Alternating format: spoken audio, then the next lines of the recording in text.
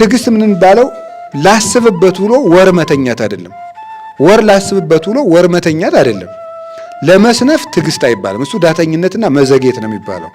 ብዙ ጊዜ መዘግየትና ትዕግስት ይምታታብናል።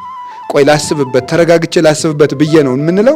መዘግየታችን ነው እኛ እና ዳተኝነታችን ወደ ኋላ መቅረታችን ሰይጣን ያዘገየንን ነው። ግን እያሰብንበት ብልሆች እንድንመስለን ያደርገናል። ቅዱስ ጳውሎስ ሰይጣን አዘገየኝ ብሎ ተናግሯል አይደል? ሰይጣን አዘገየኝ ብሏል። እናንተን ላያችሁ እፈልግ ነበረ ለቆሮንቶስ ሰዎች ሲጽፍላቸው፣ ግን ሰይጣን አዘገየኝ ይላል። ማዘግየት የማን ስራ ነው? አንዱ የዲያብሎስ ስራ ነው። ልንጸልይ እየፈለግን እንዳንጸልይ፣ ልንሰግድ እየፈለግን እንዳንሰግድ፣ ልንታረቅ እየፈለግን እንዳንታረቅ፣ መልካም ነገሮችን ነገ የሚያስብል እሱ ሰይጣን እንጂ መንፈስ ቅዱስ አይደለም። ትዕግስት ምንድን ነው ነው ብዙዎቻችን የሚጎለን ትዕግስት ስለሆነ፣ ትዕግስት ምንድን ነው? እንደ አንድ ኦርቶዶክሳዊ ሃይማኖት እንዳለው ሰው ለኛ ለኦርቶዶክሳውያን ትዕግስት ምንድን ነው? ያንን ትዕግስት የማንማረው ደግሞ ከማን ነው የሚለውን ከቅዱሳን ነቢያት እንማራለን ማለት ነው። ናስተብጽኦሙ ለለተአገሱ፣ እነዚህን የታገሱ ነቢያትን እናድንቃቸው፣ ናስተብጽኦሙ እናደንቃቸዋለን ብሎ ይናገራል። ሰማዕክሙ ዘከመ ተአገሰ ኢዮብ፣ ኢዮብ እንደታገሰ ሰምታችኋል። በዚያ በመከራው ዘመን ሁሉ እንዴት እንደታገሰ ሰምታችኋል። ወርኢክሙ ዘከመ ፈጸመ ሎቱ እግዚአብሔር፣ እግዚአብሔርም የመከራውን እና የትዕግስቱን ዋጋ እንዴት እንደፈጸመለት ታውቃላችሁ። እስመ ብዙ ምሕረቱ ለእግዚአብሔር፣ የእግዚአብሔር ቸርነቱ ብዙ ነው። ወመስተሳሂል ውእቱ እግዚአብሔር፣ እግዚአብሔርም ይቅርታው የበዛ አምላክ ነውና እንዴት ትዕግስቱን እንደፈጸመለት ታያላችሁ ብሎ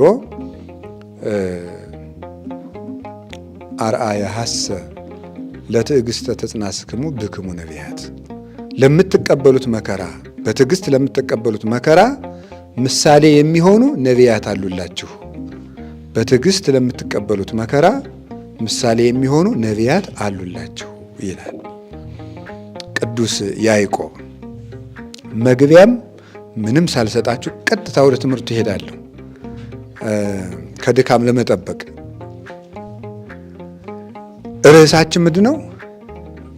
የነቢያት ትዕግስት ነው። የነቢያት ትዕግስታቸው። እንግዲህ ነቢያት ባልን ጊዜ በዛሬው ትምህርታችን ነቢያት የምንላቸው ከአዳም ጀምሮ ያሉትን ነው። በሌላ የትምህርት አከፋፈል ከአዳም ጀምሮ እስከ ሙሴ ያሉት አበው ነው የሚባሉት። ከሙሴ ጀምሮ እስከ ዮሐንስ መጥምቅ ያሉት ነቢያት ይባላሉ። መጀመሪያውንም መጨረሻውንም ጨምሮ። በዛሬው የትምህርታችን አውድ ግን ነቢያት የምንላቸው አዳምን ጀምረን ያሉትን ነው ነቢያት የምንላቸው። ከአዳም ጀምረን እንግዲህ እስከ ዮሐንስ መጥምቅ እንማራለን ማለት አይደለም ማለት ነው እንጂ ሁሉ ብንማርማ ብሉይና አዲስ ትምህርት ቤት ገባን ማለት ነው። እሱን ማለት አይደለም። ስለዚህ ግን በዚህ ትምህርት አውድ ነቢያት የሚባሉት እነሱ ናቸው። እና እስኪ ሁላችሁ ትዕግስት በሉ። እስኪ ስለ ትዕግስት ቆይ 10 ሰከንድ አስቡ። ሁላችሁ ትዕግስት አለ። መጀመሪያ ትዕግስት አለኝ የለኝም በሉ። ሁለተኛ ትዕግስት ግን ምንድን ነው በሉ እና አስቡ። 10 ሰከንድ። ትዕግስት አለኝ የለኝም። ትዕግስት ራሱ ምንድን ነው? አሰባችሁ? ስለ ትዕግስት አስባችኋል? አላችሁ የላችሁም? ትዕግስት ማለት ነው። ትዕግስት አላችሁ? ትዕግስት እስቲ የለንም የሚል የለኝም የሚል የለኝም የሚል የራሱን ነው። በቃ የለኝም ትዕግስት የለኝም የሚል። እሺ በጣም ጥሩ። ትዕግስት ምን እንደሆነ ያልገባውሽ ትዕግስት ምን እንደሆነ ያልገባው ምን ማለት እንደሆነ በደንብ አውጡ። ትዕግስት ምን እንደሆነ ያልገባው በደንብ አውጡ እንጂ እንዴ! ካልገባችሁ እንደሌላችሁ በምን አወቃችሁ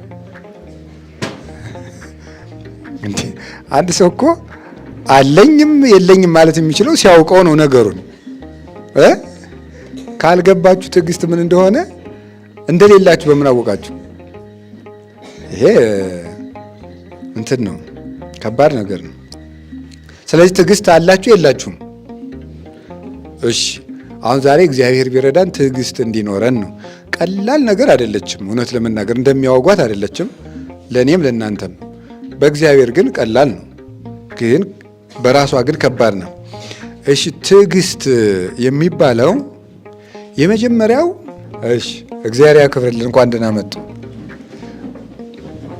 አይ የዛሬ ሳምንት አብረውን ስላልነበሩ በስብሰባ ምክንያት እንኳን ደህና መጡ በሏቸው። ድገሙ። እሷም ይቁም፣ ቆመው እንኳን ደህና ቆያችሁ ይበሉ። እሺ እግዚአብሔር ያክብርልን። እሺ አሁን እንረጋጋ።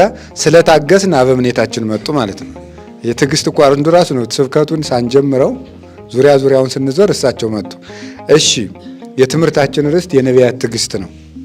የነቢያት ትዕግስት በሚል ርዕሱን ተናግረን ወደ ማብራሪያው ሳንገባ ነው የመጡት ማለት ነው። እና ትዕግስት የመጀመሪያው ትዕግስት የሚባለው የነቢያት ትዕግስታቸው ምንድን ነው ስትሉ ለሚፈልጉት ነገርም እንኳ ቢሆን አለመቸኮል ነው። ትዕግስት ማለት አለመቸኮል ነው። አለመቸኮል ችኩል አለመሆን። አሁን ብዙ ጊዜ ትዕግስት የለሽ የሚባል ሰው ችኩል ሰው ነው። ችኩልነቱን በብዙ መንገድ ነው የምንገልጠው። የመጀመሪያው አሁን የምናየው በነቢያት ትዕግስት ውስጥ የምናየው ለምንፈልገው ነገር ራሱ ችኩል እንሆናለን ነው። ለምሳሌ ሰው እንዴት ይሆናል? ችኩል መሆን ማለት ነው።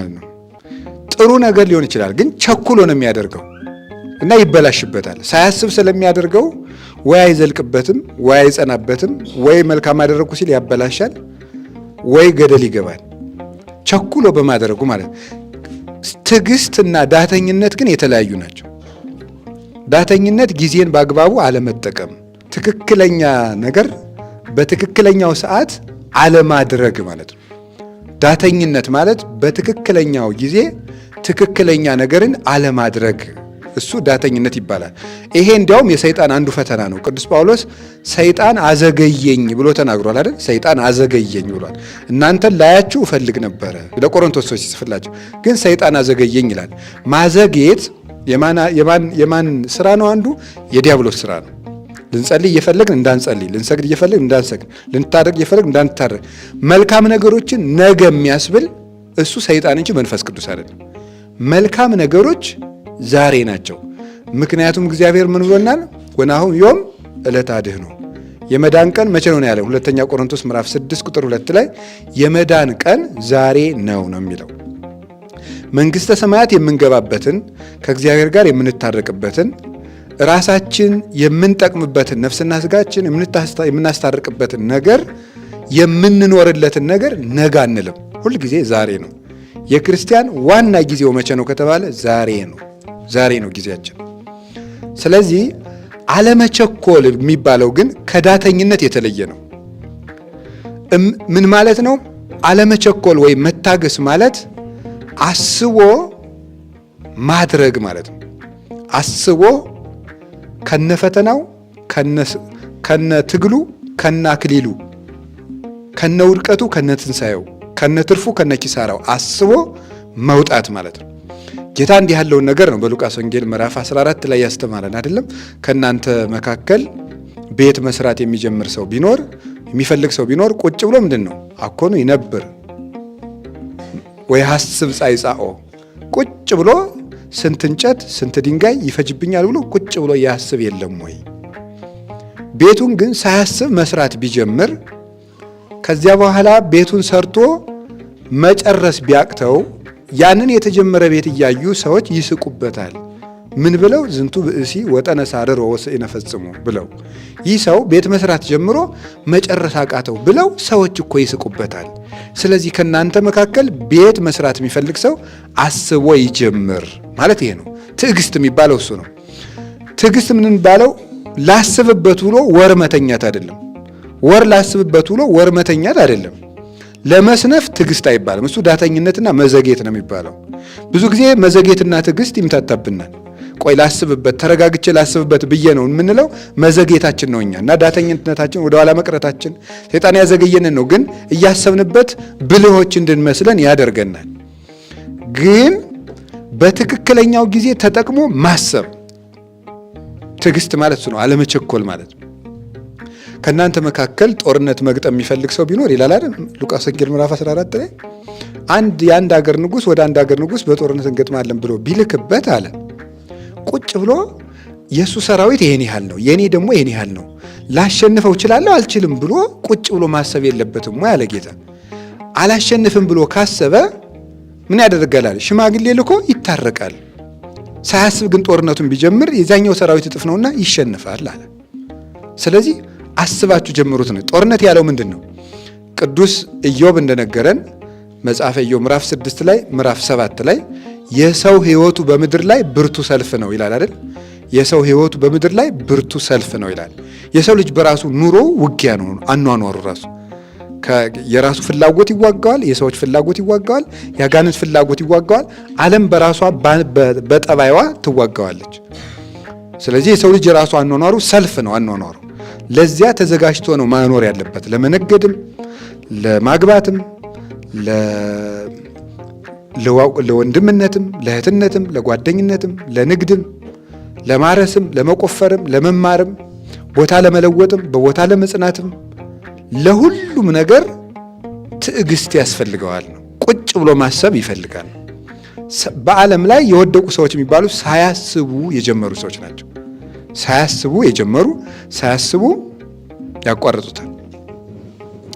ከነዚህ ይህንን የሚያሳዩን ለምሳሌ የነቢያት ታሪክ ውስጥ አንድ 5 ሰዎችን ተመሳሳይ ነገሮች ታያላችሁ። የመጀመሪያው አባታችን አዳም ለምንፈልገው ነገር ራሱ ከማሰባችን በፊት በስሜታችን አለመቸኮል ነው። ለምሳሌ አባታችን አዳም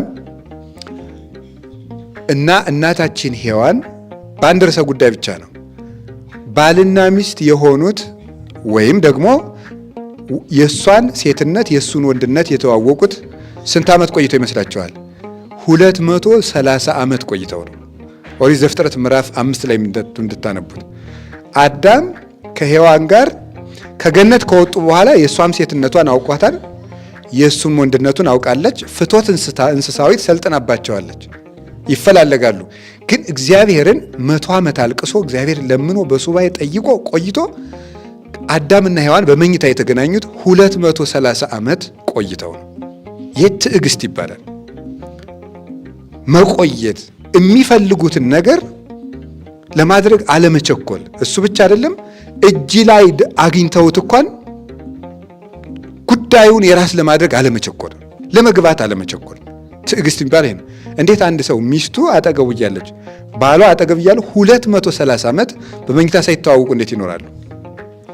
አሁን እንቀጥል። የአዳም ልጅ ሴት ይባላል። የአቤል ከሞተ በኋላ የተተካው ሴት ሚስት ካገባ በኋላ ወይም ከተወለደ ጀምሮ ሚስቱን በግብር እስከሚያውቅበት ጊዜ ድረስ ስንት ዓመት ነው የቆየው? 205 ዓመት ነው የቆየው። 205 ዓመት ተመልከቱ። ትዕግስት 205 ዓመት ቆይቶ ልጅ ወለደ ነው የሚለው። በዚያ ዘመን ደግሞ የነበሩ አባቶችና እናቶች ባለትዳሮች በመኝታ የሚገናኙት ልጅ በሚወልዱበት ቁጥር ብቻ ነው። 3 ልጅ ከወለዱ 3 ጊዜ ነው በመኝታ የሚተዋወቁት፣ ከዚያ ውጭ የለም። ስለዚህ ሴት ስንት ዓመት የታገሰው? አቤት 205 ዓመት 205 ዓመት።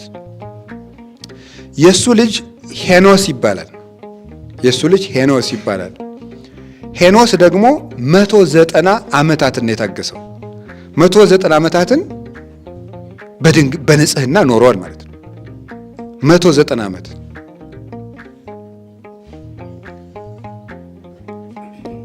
የሄኖስ ልጅ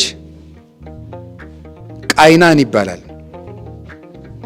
አዳም ሴትን፣ ሴት ሄኖስን፣ ሄኖስ ቃይናንን፣ አራተኛው ትውልድ። ቃይናን ደግሞ 170 ዓመት እንዲሁ በንጽህና ኖሯል። 170 ዓመት። እንዴት አይነት ሰዎች ናቸው! ትዕግስት ተመልከቱ። እስቲ አሁን እኛን እና እነሱን ተመልከቷቸው። አሁን የነዚህን ጾም መጾም እነዚህን ማድነቅ አይገባን እና ናስተበጽኦሙ ለለተአገሱ እነዚህ እንደዚህ የታገሱ እንዲህ ያሉ ነቢያትን እናደንቃቸዋለን። እስኪ ከአንዲት ሴት ጋር 3 ቀን በአንድ ቤት ውስጥ እደሩ ይቻላል? ይቻላል ወይ? አይቻልም። እንዴት ነው ያን ያህል ዘመን ሰው ሴትን እያየ ያን ያህል ዘመን የኖሩት? ሴቲቱ ወንድን እያየች። ቃይናን ስንት ዓመት የኖረው? 170 ዓመት ኖሯል። ቃይናን 170 ዓመት ኖሯል።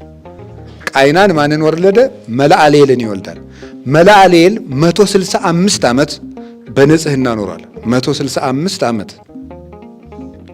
ያሬድ 162 ዓመት ኖሯል። 162 ዓመት። እንዲህ እያሉ ይቀጥላሉ። እንግዲህ እስከዚህ ከነገርኳችሁ ይበቃኛል።